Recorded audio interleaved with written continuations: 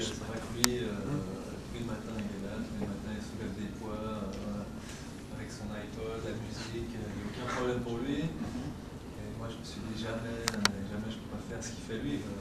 Maintenant ça fait 3 mois que au quotidien je fais de la musculation, ça se voit pas trop. Eh ben non. Et je m'étais dit peut-être qu'après 3 mois ça deviendrait une drogue et que j'en aurais besoin de venir plus tôt le matin à l'entraînement pour soulever des poids, et pour l'instant ça n'a pas encore pris. Mais c'est-à-dire que Greg Coupet a peut-être le sentiment que tout le monde est fabriqué et conçu comme lui, alors qu'il est assez unique. Mais lui, ça se voit. Ah oui, ça se voit. Et en plus, quand il parle de drogue, ou en tout cas d'une addiction, c'est vraiment ça, quoi. On sent que...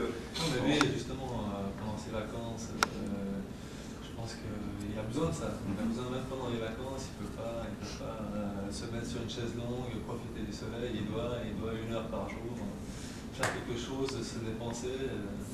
Alors que moi, les vacances, c'est vraiment les vacances. Ouais. Un petit peu comme Serge Collonges, lui, les vacances aussi. Hein. Bon, quelques séances de muscu, Serge, quelques poissons panés également. Hein. Je soulève la chaise longue, moi.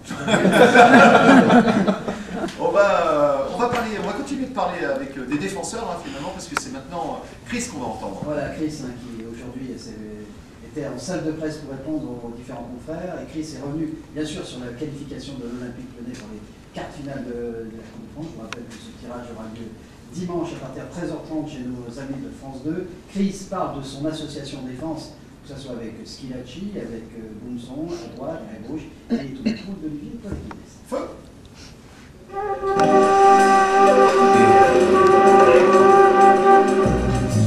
On a vu hier Marseille, c'est difficile, on ne peut pas choisir. Chaque match, c'est un match différent.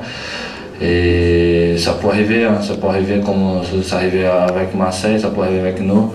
Et maintenant, il reste encore 2 matchs pour la finale. Et c'est un rêve de gagner du championnat, de faire le doublé. Et cette année, on peut refaire. On peut faire.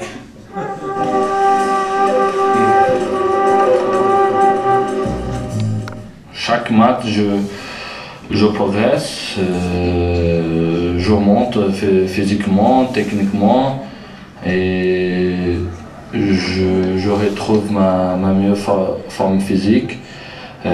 C'était un peu difficile au début, mais maintenant ça va bien et je me sens très bien. Le genou est très solide, je ne sens rien. Et voilà, maintenant il faut jouer.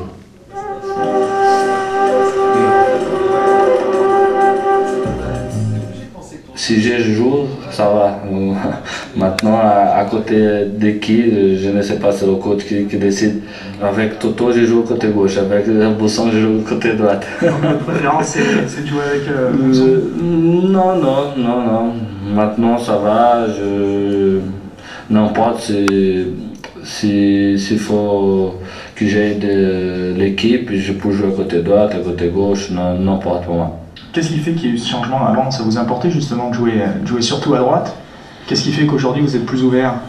Oui, j'ai beaucoup parlé, mais ça n'a rien changé. Et maintenant, je reste comme ça, j'accepte. Si le coach me met à côté gauche, je joue, me met à côté droite, je joue. C'est ça. Ok. Voilà, Serge Collonges. C'est le papa de Chris en définitive. Hein. Serge Collonges, mais personne ne le sait. Chris qui a un passé brésilien important, hein, mais Serge Collonges également, puisqu'il a été président du Brésil, hein, Serge? Oui, dans les années 30, selon les informations. Alors là aussi, hein, c'est un vrai casse-tête pour Pat Muller, parce qu'on parlait de Boumsong, on parlait de Chris, on parlait de Toto Schilacci, et puis il y a aussi Pat Muller et puis Anderson. Donc ça fait beaucoup de monde dans l'axe central de la défense, ça date. Et on sait que ton contrat se termine le 30 juin. Voilà, mais bon, c'est vrai que moi je souhaite prolonger le contrat à Lyon, même si je sais que l'année prochaine, s'il y a une prolongation de contrat et qu'il n'y a pas de départ, ça va être très difficile, encore plus difficile que cette année. La concurrence, elle est là. Ça, je l'ai toujours accepté, j'accepterai toujours, il n'y a aucun souci. Et on verra, même si il faut être patient. patient, même si il faut tout donner aux entraînements pour avoir de temps en temps une chance de jouer un match de temps en temps. Ça ne me pose pas de problème. T'es pas du genre à faire la gueule quand tu joues pas? Non, on a tous envie de jouer et malheureusement plus que 11 sur le terrain, mais je ne vais pas faire la gueule si je joue pas. Au contraire, je crois que je vais donner encore plus à l'entraînement pour être prêt le jour où je me retrouverai sur le terrain, parce que je pense que sur une saison, on a toujours une chance, peut-être deux, peut-être trois chances. Il faut savoir la saisir et voilà, l'objectif c'est ça. Est-ce que tu as conscience que Pat Muller à l'Olympique Lyonnais et pour le groupe et les joueurs, c'est un bonhomme important? Est-ce que tu le sais? Je sais que tu es très modeste, mais est-ce que tu t'en rends compte? Quand tu parles avec les joueurs, Serge, Cyril, Guillaume, Richard et Jean-Louis, hein, on peut tous le dire généralement quand on parle de toi à d'autres joueurs, Pat c'est Pat quoi. Non, mais c'est ce qui m'avait fait énormément plaisir le jour où je suis revenu à Lyon. Tu es accueilli comme une star quasiment. On avait parlé que c'était un peu le choix du vestiaire, parce qu'il n'y a pas que moi sur la liste. Claudio était blessé, donc le club cherchait un défenseur. Et le fait d'avoir déjà joué quelques années à Lyon et de connaître le vestiaire a été important. Et de savoir que les joueurs ont soutenu ma candidature, ça fait plaisir, évidemment. Mais j'ai bien compris que ça te fait plaisir, mais je veux savoir si tu en as conscience, si tu sais que tu es aimé, voilà, pour la faire courte. Non, je n'en ai pas vraiment conscience. Je participe à la vie du groupe, mais c'est vrai que moi je ne suis pas le bout en train, je ne suis pas le gars qui parle toute la journée. Ah, pour être apprécié, il ne s'agit pas de mettre un nez rouge et sortir des blagues toutes les 2 minutes, ça peut être autre chose aussi. Hein. Ouais, mais justement, alors peut-être que voilà, ma discrétion, le fait que je ne vais jamais faire d'histoire, c'est ce qui fait que les gens m'apprécient. La dernière fois que tu t'es énervé, c'était pourquoi? Je pense que c'était en voiture, c'est là où je m'énerve le plus. Et tu peux dire ça perd l'hypopète. Comme ça, ou quoi? Les enfants, on engage. D'accord, parce que c'est dur un peu comme mot, hein, Serge. Vous êtes un peu choqué, vous aussi, c'est terrifiant. Hein. Allez, on va regarder les questions. Tu vas pouvoir répondre que par oui ou que par non. Ça vous convient, les garçons? Allez, on y va. Est-ce que l'Olympique Lyonnais restera ton meilleur souvenir de joueur professionnel? Oui. Sans ta blessure, est-ce que tu aurais ta place dans le 11 de départ? Non. Est-ce que Karim Benzema est plus fort que Sonny Anderson? Non.